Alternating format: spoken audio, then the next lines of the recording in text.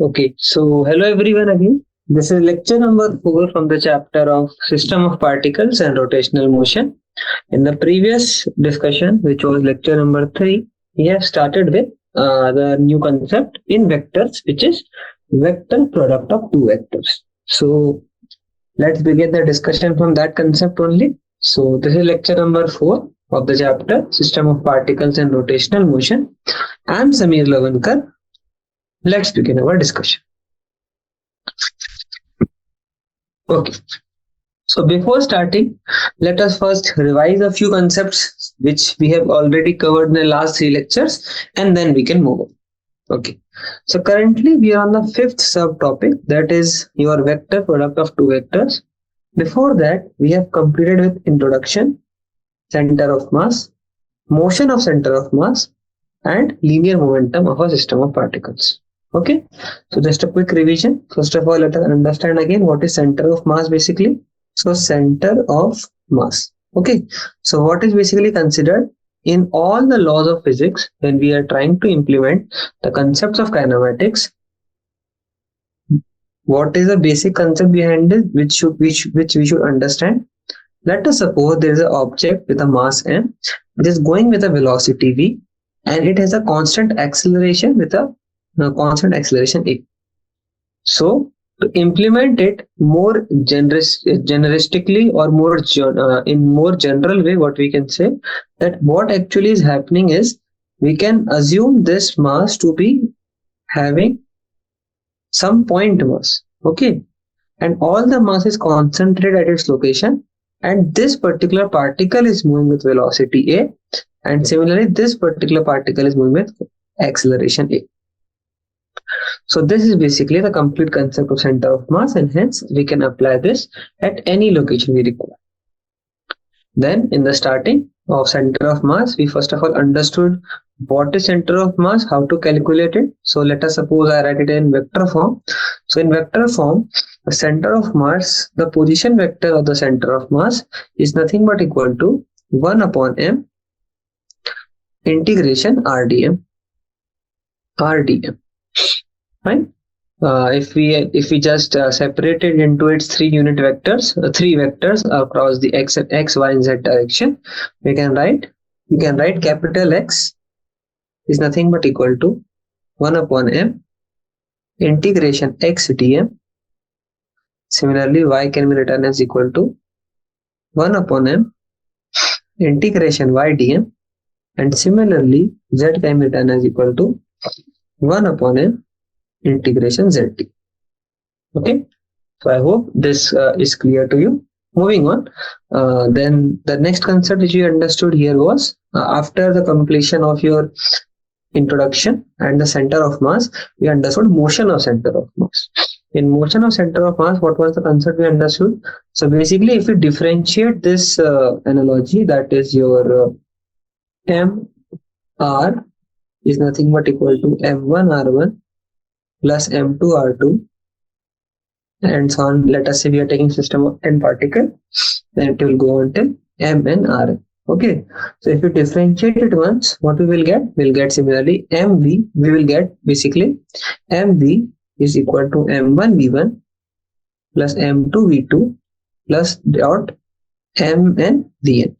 Please remember all these vectors here, all of these velocities are vectors here, and similarly this is also velocity of center of mass. This is velocity of center of mass. I'm writing center of mass as COM. Okay.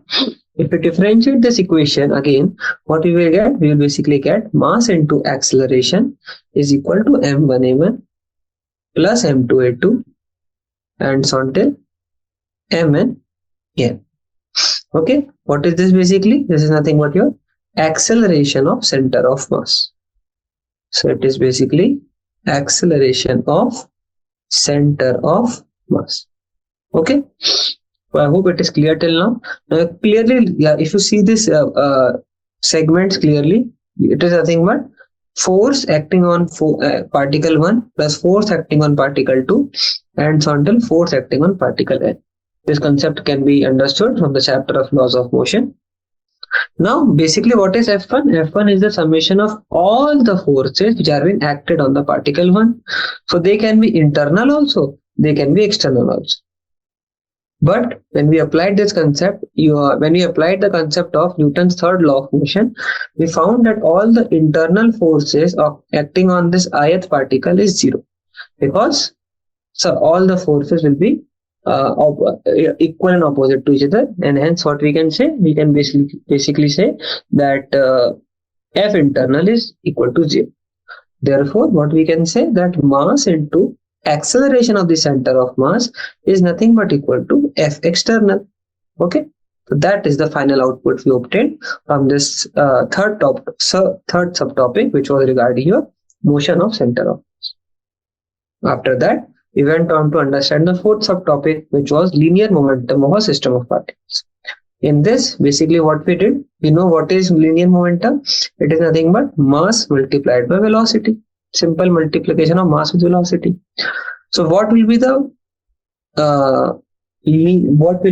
momentum of system of particles? So it is nothing but equal to m1 v1 plus m2 v2, system of n particles, and it's m and vn. Okay. Now look at this concept very clearly. Okay. If we calculate dp by dt is nothing but equal to same m1a1 plus m2a2 and so on till mn. So I just differentiated it once, and this is nothing but equal to the complete concept which I just revised, which is nothing but equal to nothing but equal to F external, right? Then our next concept was revised, that if F external, that is the external force on the whole system of particles, is 0, then dp by dt is 0. What does it mean? It basically means that P is constant. Okay. Hence, we basically proved, or basically understood the concept of conservation of linear momentum. Okay. So when is the linear momentum is of a system of particles is said to be conserved?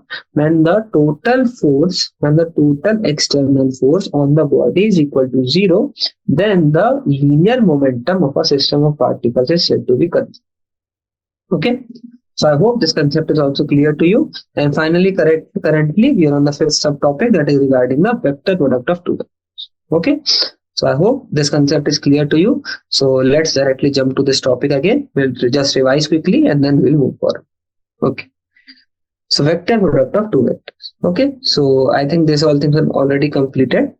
Let's start from this. Okay. So I will just write the definition again and then we will move forward. Okay. Okay. So definition of vector product. Okay. So a vector product of two vectors. So a vector product of two vectors A and B is a vector C such that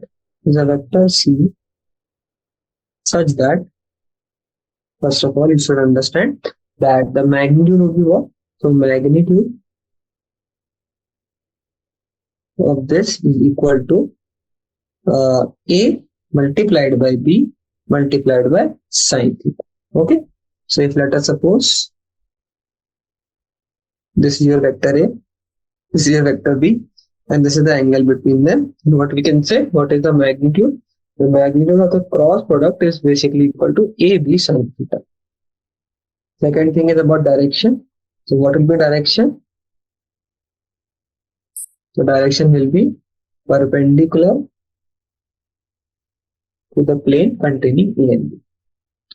So it is perpendicular to the plane containing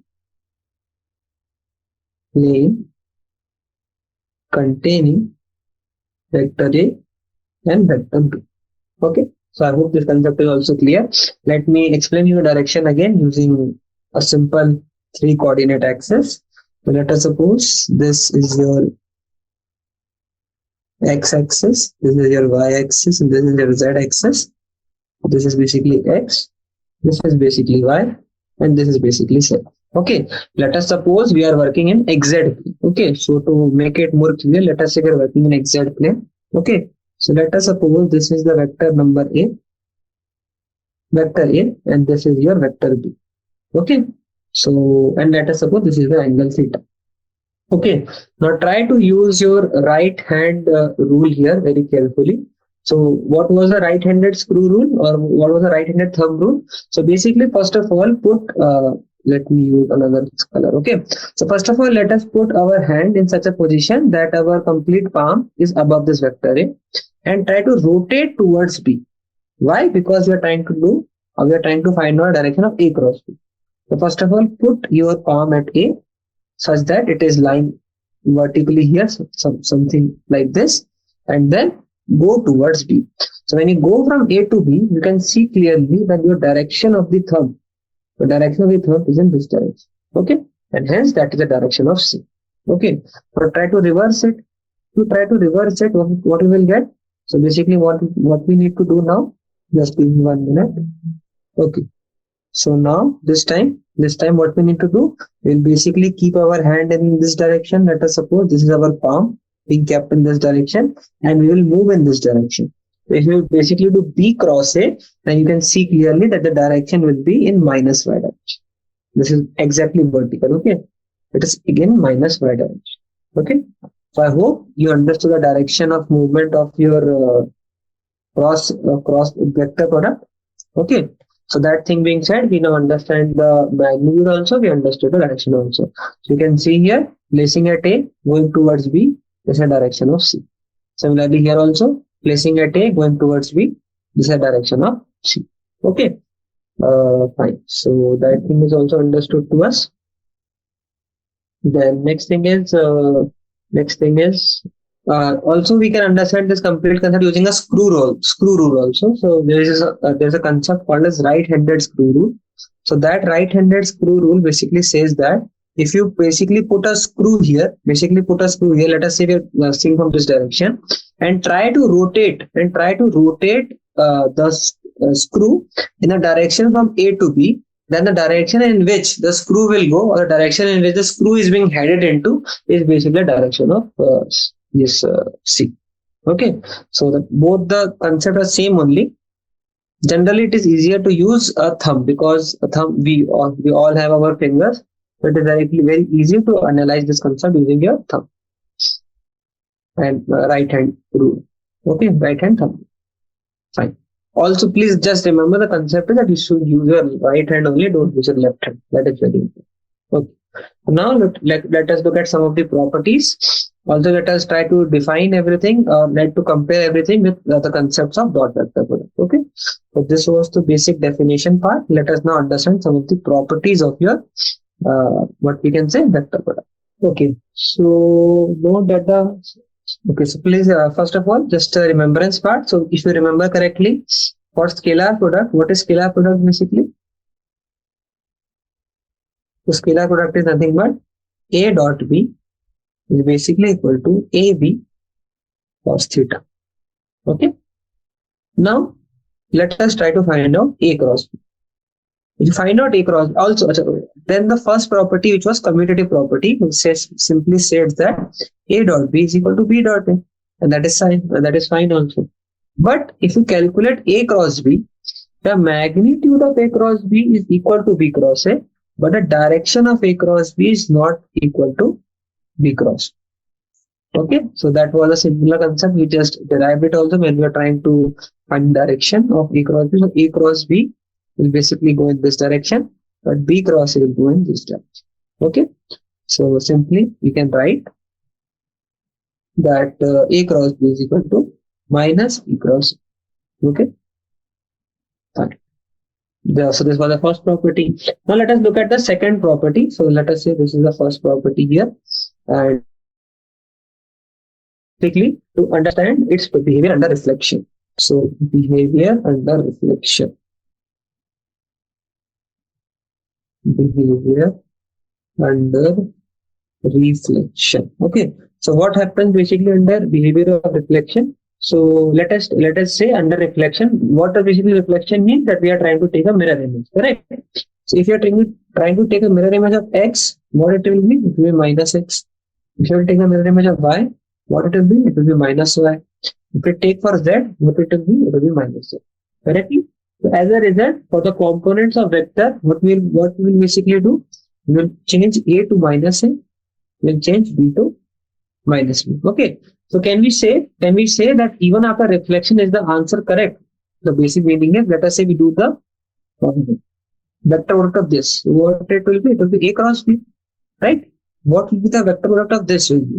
It's minus A cross minus B. Okay. So minus A cross minus B is basically also equal to A cross B. The signs can directly be multiplied. So it's minus minus, which is equal to plus 1. Okay. So that thing being said, now let us understand the third property, which is basically so basically, what is the conclusion of this? Let me just write the conclusion. So A cross B does not change sign under reflection. Clear? So this is your second property. Moving on, let us see the third property now. What is third property? In scalar product also, we understood a property which is basically your scalar dot in distributive property. So what was the distributive property? It basically said that A dot B plus C is basically equal to A dot B plus A dot C. Okay.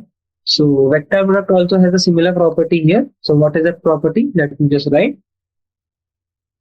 So basically A cross B plus C is nothing but equal to A cross B plus A cross C. Okay. So the sign of conclusion is that the vector product follows distributive law, but it does not follow commutative. Okay.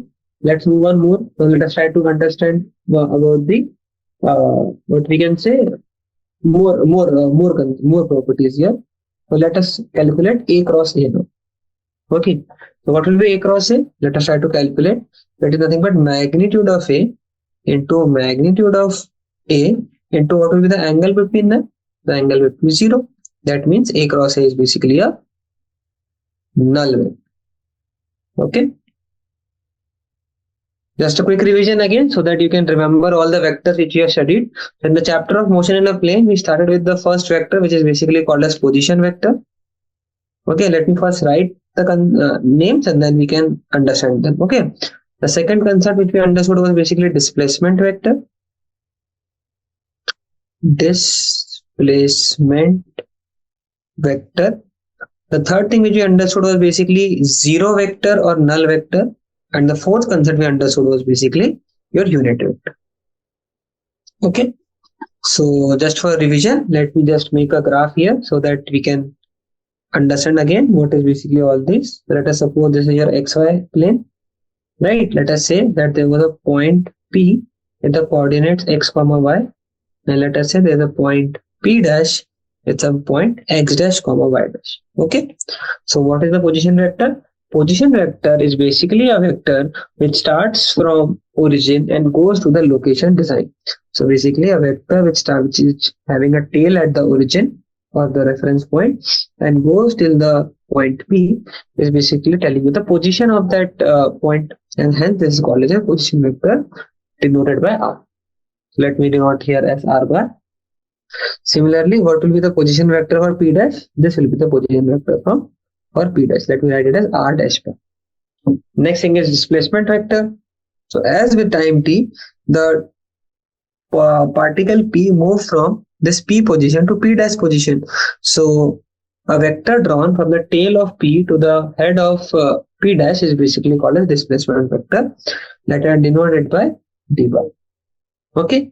Then what is a zero vector or null vector? A vector which has zero magnitude and also has direction, but because its magnitude is zero, the direction cannot be specified. And fourth is unit vectors. So those vectors which have a direction and the magnitude is 1 is basically called as unit vectors. What are the examples? Examples are I cap, j cap, and k cap. What are its directions? This is basically in x direction. This is basically in y direction, and this is basically in z direction. Okay. I hope this revision is clear. You all remember all of these things because this will be again and again being used in all these kinematics concepts. Okay. So therefore, what we got here, we got A cross A is basically equal to 0, which is a null vector. Okay. Fine. That thing being said, now let us try to calculate the fifth property, which is basically the understanding here of your cross product, vector product of unit vectors. Okay, so let us try to do that also here. First of all, let us try to calculate I cross I, and similarly let us calculate J cross J also, and similarly calculate let us calculate K cross K also. Okay, so look at the diagram very clear. Let's look at the graph very clearly. You will understand each of this unit vectors cross product. So let us see. So this is your y-axis, this is your x-axis, and this is your z-axis. Okay, x, y, and z. Okay, so now this is basically your unit vector I cap direction. This is basically your unit vector j cap direction, and this is basically your unit vector k cap direction. Okay, so let me write that also. This is I cap, this is j cap, and this is k cap. So now let us calculate this value. So the first value is nothing but equal to magnitude of I. What is magnitude of I? It is 1 because it's a unit vector, multiplied by magnitude of 1 I again, which is 1, into sine 0. So what is sine 0? Why we are doing sine 0? Because the unit vector is multiplied by the unit vector which is in the same direction only. I is multiplied by I, and this will be equal to 0. If you look at these terms again, so j is also having magnitude of 1, so therefore this will be also 0. And similarly k cross k will also be equal to 0. Why? Because sine of 0 degree is basically equal to 0. Right. So we understood it till this point. Now let us try to find out for different values. Okay, so this was for first parameter. Now let us try to calculate it for I cross j. Okay, so what it will be for I cross j? Magnitude of I into magnitude of j into sine of what? Okay, so here it will be, as you are moving from I to j, so this will be angle 90 degrees. This is sine 90, and please look clearly because this is the only thing which is very important here.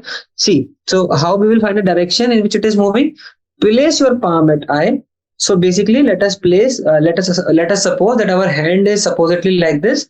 Let us keep the hand on the table on which you are working. Let us suppose that the table is basically your XY plane, and what you basically do now, just listen to me. So basically, put your palm, right hand palm, on the vertically on it, perpendicularly on it, and let us suppose the direction of its movement is towards the x-axis. Now let us try to close our palm. So when we try to close our palm, let us assume the direction in which it is closing is basically your y-axis. Okay, so if you see clearly, if you follow my instructions clearly, then you will observe that your thumb is pointing towards the ceiling. Okay, so similarly, let us assume that this is our table which is being seen on the screen. So if you can see clearly, this is the direction in which our thumb is being pointing towards. So this is the direction in which our thumb is pointing towards. Hence, what we can say basically is that I cross j into sine 90 is basically, the magnitude is okay. The magnitude will be 1, but what will be its direction? The direction will be similar to k cap. Okay, so I hope I was able to explain to you how the direction of I cross j came to be equal to k. Okay, so the magnitude here is basically 1. Since I cap and j cap both have unit magnitudes and the angle between them is 90 degrees. Thus, I cross j is a unit vector, right? Why it is a unit vector? Because it is having a magnitude of 1. A unit vector perpendicular to the plane of I and j and related to them by the right hand screw rule is k cap. Hence, basically, we have proved the result, or basically, we have proved that how I cross j is equal to k cap. Now, let's look at the next one very carefully. Let us calculate j cross I cap. If you calculate j cross I cap, so this will be again a unit vector only, but let us try to put our hand in the y-axis and go towards I-axis. So basically, let me just rub this. Okay, so let us peek our hand here and go toward this direction. So if we do this particular thing, the direction of our movement will be in this direction, and that is nothing but basically your minus k cap. That is nothing but equal to minus k cap. Okay, So I hope I made you understand how I cross j is k cap and j cross I is minus k. Similarly, let me write it similarly here.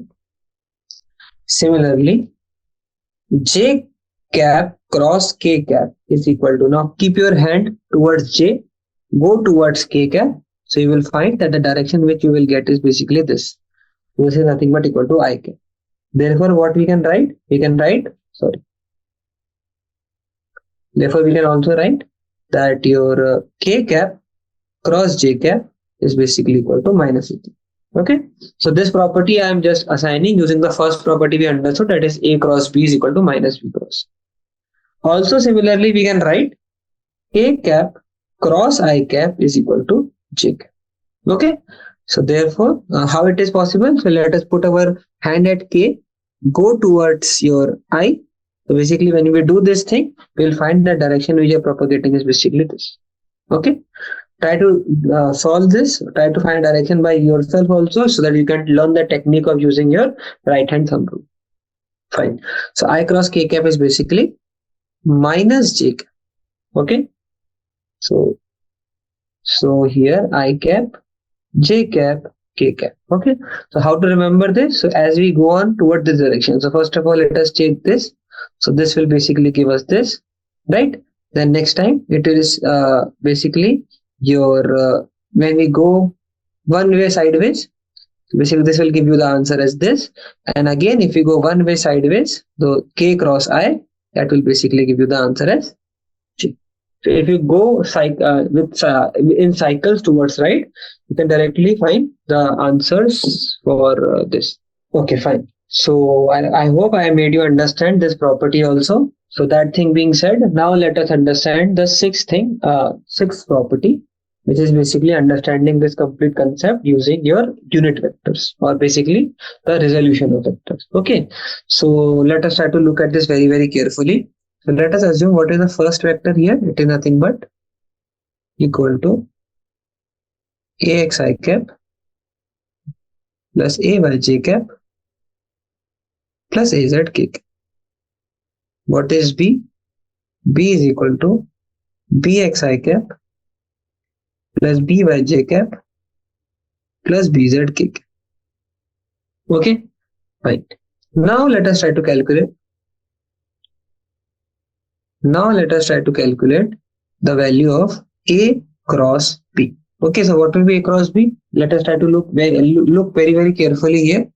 So it is nothing but axi cap plus ayj cap plus az k cap cross bxi cap plus byj cap plus bz k cap. Okay, so now let us simply apply your what we can say, the properties of your distributive property basically. So what we will basically do, we'll first multiply this with this, then this with this, then this with this, and similarly we'll multiply ay with this, with this, with this, and then we'll multiply az with this, az with this, and az with this. Okay, so I hope that thing is clear. So now here, let me just write it again.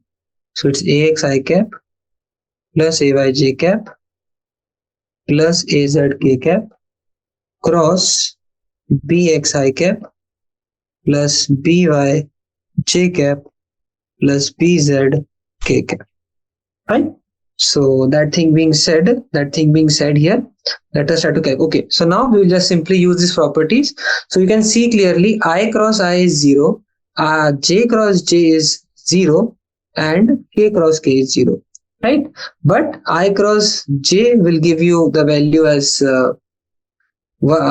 k cap. J cross k will also give you the value as I cap, and k cross j will give you your j cap, right? That thing being said, now when you will just do the complete distributive law here, you can find the answer in a determinant form. So I hope you have understood the determinant in your mathematics. Even if you don't, we'll solve two problems related to it so that we can understand. We'll solve one problem related to it so that we can understand what is the final conclusion being provided here. So it's nothing but ax, ay, az, bx, by, bz.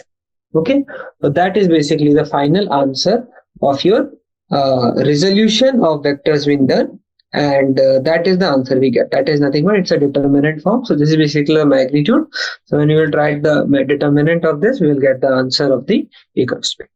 Okay, in terms of unit vectors. Okay, if you remember correctly, what was, if I ask you what is the value of a dot b here, so a dot b will be nothing but equal to ax bx plus ay by plus az bc. Okay, so that's how you multiply this. Fine. So that is all we should know about your vector product and properties. So just a quick revision. First of all, we got that a cross b is equal to minus b cross a. The second thing is we got that the behavior under reflection. So basically a cross b does not change sign under reflection. The third property is basically distributive property. It follows distributive property. Therefore, we can say so this does not follow commutative law, as a cross b is equal to minus b cross a, but it follows distributive property, that is a cross b plus c is a cross b plus a cross. Okay. Then next is your a cross a, which is equal to null vector, which is equal to 0. Then I cross I, these all properties are basically derived in front of you. So we got I cross I is 0, j cross j is 0, and k cross k is 0. I cross j is k cap, j cross a is I cap, and k cross I is j cap. Fine. And finally, we also provided the same thing for your resolution of vectors, in which we got a cross b is a determinant, which is I cap, j cap, k cap, ax, ay, az, bx, by, bz. Fine. Okay. So that was a complete discussion regarding all these topics. And now let us try to apply these concepts using this one of the exam. Okay. Right. So find the scalar and the vector product of the two vectors which are given here. First is your a, which is 3i. So let me just write here. So a is basically your 3i cap minus 4j cap plus 5k cap. What is your b bar basically? B bar is nothing but equal to minus 2i cap plus j cap minus 3k cap. Okay, fine. So what is vector product a dot b here? A dot b is basically 3 multiplied by minus 2 plus minus 4 multiplied by 1 plus 5 multiplied by minus 3. Therefore it is minus 6 minus 4 minus 15. That is minus 10 minus 15. It's nothing but equal to minus 25 units. Okay, so I hope you got how we got this answer as minus 25 units. Now similarly, let us try to calculate the value of a cross b. We know what is a cross b basically. It is nothing but the magnitude of I, j and k in determinant form. Let me just write. So it's 3 minus 4 plus 5 minus 2 plus 1 minus 3. Okay, so how this is nothing but equal to, first of all we will calculate for, let's say, I cap. So for I cap, to calculate it, it is nothing but the minor, which is 4 5 1 minus 3, plus for j cap it is your 5 minus 3 3 minus 2 plus k cap, which is basically 3 minus 2 minus 4 1. Okay, so basically what we are doing here is, first of all we took this as the minor, we just ignored these lines and these lines, right? For the second time we took this plus this as the minor, just going cyclically, and for the third time we took this as the minor, ignoring this and this. Okay, I cap, j cap, k cap. So it's 3 minus 4 5 and minus 2 1 minus. Okay. Therefore basically how this is nothing but I cap into 12 minus 5. 12 minus 5 is basically 7 plus j cap into minus 10 minus 9 that is basically minus 10 plus 1, which is minus 1, plus k cap into 3 minus minus 2 into minus 4 will give you 8. So this is nothing but equal to 7 I cap minus j cap minus 5 k cap. Okay. So I hope this is clear to you how we calculated the value of A cross B and A dot. If you see clearly, what is the final value we got? We got here minus 25, which is a scalar. And what is the value we got here? This is basically a vector.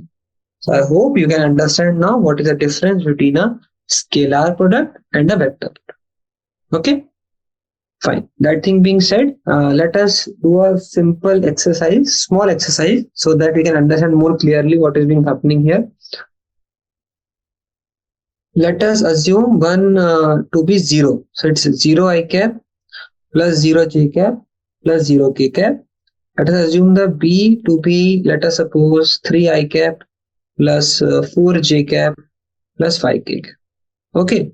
If you calculate A dot B, what will be A dot B? It's 0 multiplied by 3 plus 0 multiplied by 4 plus 0 multiplied by 5. That is nothing but equal to 0. Okay.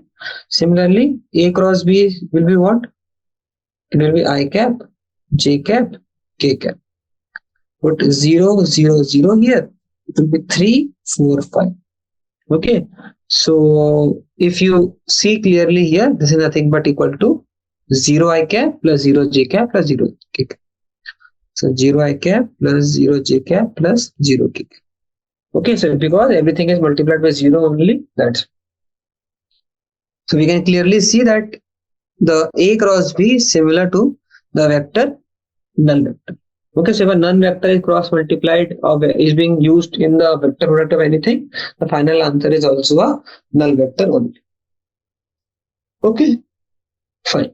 So that leads to the end of the complete concept. All the concepts we just need, all the properties we need as far as your vector product is considered, and I think that is the end of all the concepts we need as far as the basic vector concepts are being referred to. Okay, so basically we started with vector addition, then we went to vector subtraction, then we went to vector scalar vector product, and then we went scalar product or dot product, and then we went to final concept, which is vector product of two vectors, basically cross vector.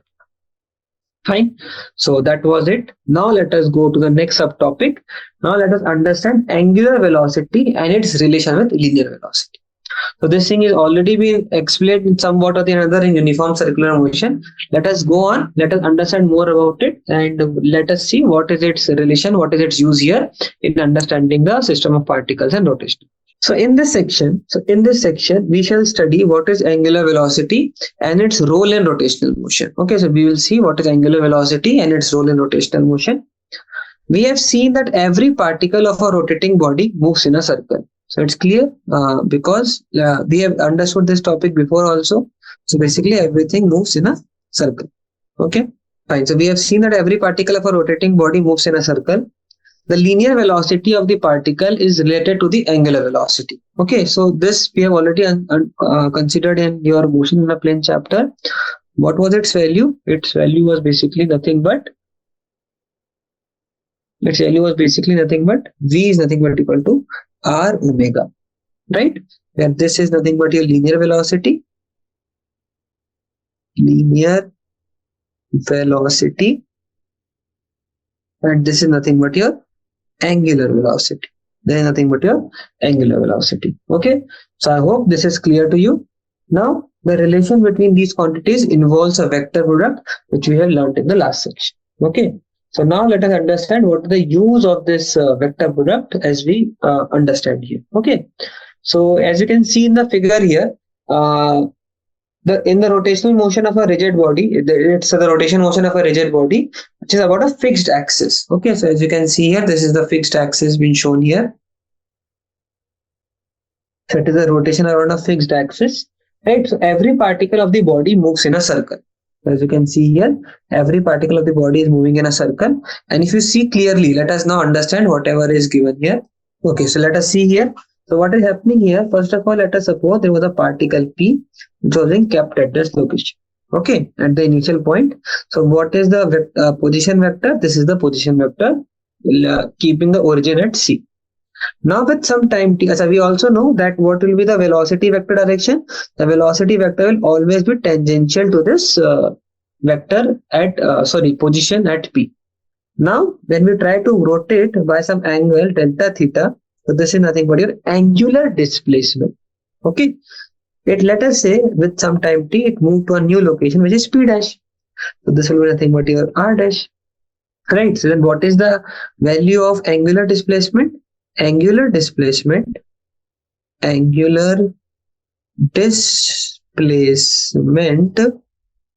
is nothing but equal to delta theta. Okay. So angular displacement is nothing but equal to delta theta, and therefore in the previous classes also we have understood this, that angular velocity is nothing but equal to delta theta by delta t. Okay, so it's nothing but equal to delta theta by delta t. That thing being said, what is its value in differential form? So in differential form, it is nothing but omega is nothing but equal to d theta by dt. Okay, right. So in a rotational motion of a rigid body about a fixed circle, every particle of the body moves in a circle which lies in the plane perpendicular to the axis. So it's quite evident this complete plane, this complete circle is perpendicular to the axis and has its center on the axis. Okay, so in this figure showing a typical particle of the rigid body which is rotating about a fixed axis, which we took here as the z axis, right? So the particle describes a circle with center C on the axis. The radius of the particle, the radius of the circle is r, and the perpendicular distance of the point is p from the axis, which is a perpendicular distance of the particle p from the axis. Okay, fine. So that all things have been explained to you. Now let us understand how we can refer to the concept of system of particles here. Okay, so let us assume that for a particle at perpendicular distance, we have assumed it to be v is equal to r omega. Thus, for a system of particles, what we can basically say, we can say vi is nothing but equal to r omega I. Okay, vi is basically equal to, I'm really sorry, not r omega I, it will be omega ri. Omega will always be constant, only ri will change. Okay, so from this what we can say, just a normal case, if r is 0, if ri is 0, basically velocity of those particles is basically 0. Okay, so therefore we refer to omega as the angular velocity. You have just referred here, so this is nothing but your angular velocity, right? So we have characterized the pure translation of a body by all parts of the body having the same velocity at any instant of time. Similarly, we have characterized pure rotation by all parts of the body having the same angular velocity at any instant of time. Okay, so this characterization of rotation of a rigid body, what a fixed is just another way of saying that each particle of the body moves in a circle which lies in a plane perpendicular to the axis and has the center on the axis. So just explaining the line which I just said. Let us suppose this is a body which is moving in translation motion. Okay, so if it is moving in translation motion, what we basically say that all of this system of particles is having a constant value of velocity. Correct? In a similar term, in the analogous form, what we can say, let us suppose there is a body which is rotating, then every particle which is rotating can be said to be moving in a circle with some radius, but here velocity is not constant. Here with the value which is constant is omega. Okay, fine. So in this section, which will study what is angular velocity, so we have understood that and its role in rotational motion. We have also seen that every particle of a rotating body moves in a circle. So this is very clear. We have understood this line also. Okay. The linear velocity of the particle is related to the angular velocity. This thing is also understood to us. The The relation between these two quantities involve a vector product, which you have learned in the last section. Okay, so this is nothing but the same concept which was written previously also. So now we shall look at what the vector product omega cross r refers to. Okay, so now let us understand what is this vector product telling us about, which is omega cross r. Okay, so omega, as we all know, is in the upward direction, correct? So here, just give me 1 minute. Yes. So let us choose this to be the center O. Okay, that at the origin. Okay, and let us say this is the particle P. Okay, let us say this to be the particle P. Then here, what we can write? Let us first calculate it mathematically. Then I will try to explain to you. So here, basically, omega cross r is nothing but equal to omega cross. Please look, what is r? R is basically OP. Correct? So omega cross r is basically equal to omega cross OP. Correct? Now look clearly. If this is a vector, let me redraw it again here. If this is vector being explained like this, let's say this is the vector O, this is C, and this is P. Okay. So here vector OP can be written as resultant of two vectors. This is vector 1 and this is vector 2. I hope you can see here graphically also. So we have understood about addition of vectors graphically in the concepts of your motion in a plane. So we are just adding vectors 1 and 2 so that we can get this vector OP. So in the place of OP, what I can write? I can basically write OP is equal to nothing but OC plus CP. Okay, direction is also different. Important here, so it's OC plus CP, not anything. It is not CO plus CP. It is not OC plus PC. It's OC plus CP. Okay, now here we can apply the distributive property and hence we can write omega cross OC plus omega cross CP. Now see clearly, the direction of omega is in this direction and the direction of OC is in this direction. Therefore, the magnitude of omega cross AC is basically equal to 0. Hope this is clear to you. Now let us look at omega cross CP.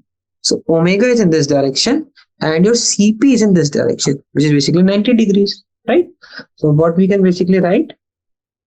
We can basically write omega cross R is basically equal to omega cross CP. Or we can also write, if you see clearly, it is denoted by some symbol which is R perpendicular. We can write as omega cross R perpendicular. Right, so it doesn't depend the position from where we are measuring or which is the origin being kept on the axis. Always it is just equal to omega cross the perpendicular distance of this of the particle from the axis of rotation. Fine. So that is the only explanation I just wanted to give to you. So just let me write here the final statement. First of all, let me read. So we know that for rotation about a fixed axis, the direction of vectored omega does not change with time. It's clear. Its magnitude may, however, change from instant to instant. How? Because we know that omega is basically referring to d theta by dt, and also it has a value which is related to r also, right? Fine. So for the more general rotation, both the magnitude and the direction of omega may change from instant to instant. Fine. So that was the final discussion we need to carry out for this concept. And this was another concept which I need to convey to you regarding this angular velocity and its linear relation with linear velocity. Fine. So that thing being said, till now we have understood about the concept which is angular velocity. Now, as we are trying to find the analogy between all these concepts, which are basically relating your some sort of translation motion, analogy is generally rotational motion. So basically till now what we got, that there is something called as V, which is being related to angular motion with something omega. Correct. So there may be something which is analogous to A in rotational motion. That something is basically called as alpha. And this alpha is nothing but the concept which we will start studying in the next lecture, that is angular acceleration. So basically, so why I'm trying to explain to you concept in this way, you will find in subsequent classes that we can basically fill this complete table here, so that if something is written or if something kinematics relations are being explained in terms of concept we study for linear motion, let us suppose velocity, acceleration, force, power, etc. That all concepts can also be understood in terms of your rotational motion also. Okay, so let me close this chapter discussion here, this lecture discussion here only. In the next class, we'll start understanding this new concept, which is alpha. So I hope you have understood omega clearly. Omega does not change for a rotational motion. Let us now understand what is basically this alpha. In the subsequent classes, we'll also understand the relations such as your kinematic relations can also be analogous to relations which you'll consider for rotation. Okay, let me stop it here. So the introduction, that's just a simple course progress, small course progress discussion with you. So we have understood introduction part. We have completed center of mass. We have completed motion of center of mass. We have completed linear momentum of a system of particles, and we have completed vector product of two vectors. Okay. Currently, we are on the sixth subtopic, that is angular velocity and its relation with linear velocity. After this is being done, we'll move on to understand something called as torque and angular momentum. You can directly refer to this word which is called as angular momentum. If you remember correctly, we have understood something called as angular velocity, which is omega. So it is nothing but the analogous concept of linear momentum in rotational motion. So that thing will be understood very clearly to you. We'll understand all that concepts very clearly. First, we will complete the sixth subtopic and then we'll move on to new subtopic, which is torque. Okay, so let me stop the discussion here only. So thank you so much for this lecture. We will meet in the next lecture. So thank you so much.